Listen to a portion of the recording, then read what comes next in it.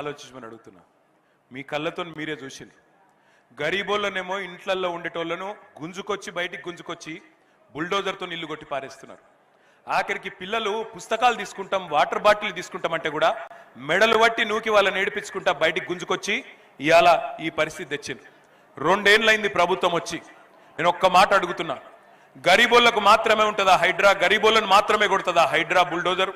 పెద్ద పెద్దోళ్ళను కొట్టదా? రేవంత్ రెడ్డి అన్న దుర్గం చెరువులో ఆయన ఇల్లున్నది, దుర్గం చెరువు FTL లోపల ఉన్నది, దాన్ని మాత్రం పోదు హైడ్రా. పట్నం మహేందర్ రెడ్డి ఇల్లు తాలాబ్ మధ్యలున్నది, అక్కడికి మాత్రం పోదు హైడ్రా. మంత్రులు పొంగులేటి శ్రీనివాసరెడ్డి, మంత్రులు వివేక్ వాళ్ళ ఇండ్లు చెరువులలుంటే అక్కడికి పోదు హైడ్రా.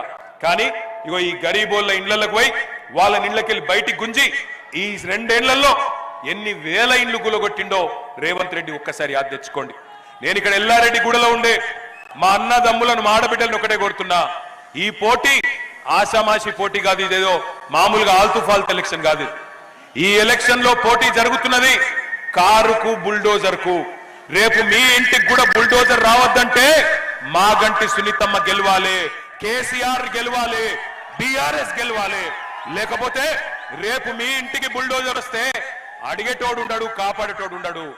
రేపు మీ ఇంటికి బుల్డోజర్ వస్తే అడ్డుకునే దమ్మున్న నాయకులు ఉండాలి అంటే ఎల్లుండి 11 తారీఖు నాడు కారు గుర్తు మీద ఓటేయాలి. కేవలం బుల్డోజర్ కడ్డం వచ్చేది కారు మాత్రమే తప్ప ఇంకో పార్టీతోనో ఇంకో నాయకుడితోనో కాదు. దయచేసి ఆలోచన చేయండి. కేసీఆర్ గారు ఉన్నప్పుడు గరీబులకు సాయం చేసిండు. కేసీఆర్ కిట్ ఇచ్చిండు, బిడ్డ పుడితే ఆడబిడ్డ పుడితే 13,000 ఇచ్చిండు, మరి మగపిల్లడు పుడితే 12,000 ఇచ్చిండు. ఇలా వస్తున్నదా కేసీఆర్ కిట్టు?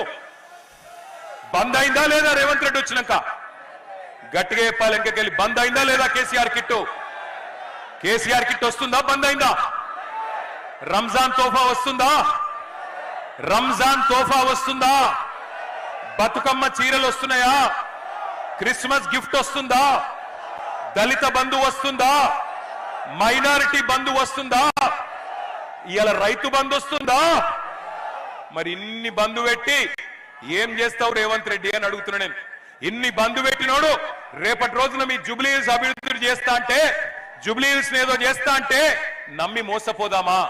2 ఏళ్ల కిందటనే 420 హామీలు ఇచ్చి అడ్డగోలు మాటలు చెప్పి గద్దెనెక్కి ఇవాళ 2 ఏళ్లలో ఒక్క గ్యారంటీ కూడా పూర్తి చేయలే.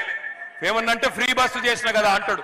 నేను ఒక్క మాట అడుగుతున్నా, ఫ్రీ బస్సు అంటే మహిళలకేమో ఫ్రీ బస్సు, ఇంట్లో ఉండే మహిళకు ఫ్రీ బస్సు, మరి ఇంట్లో ఉండే మగ ఆయనకు డబుల్ టికెట్. ఇక అదేం ఫ్రీ బస్సు?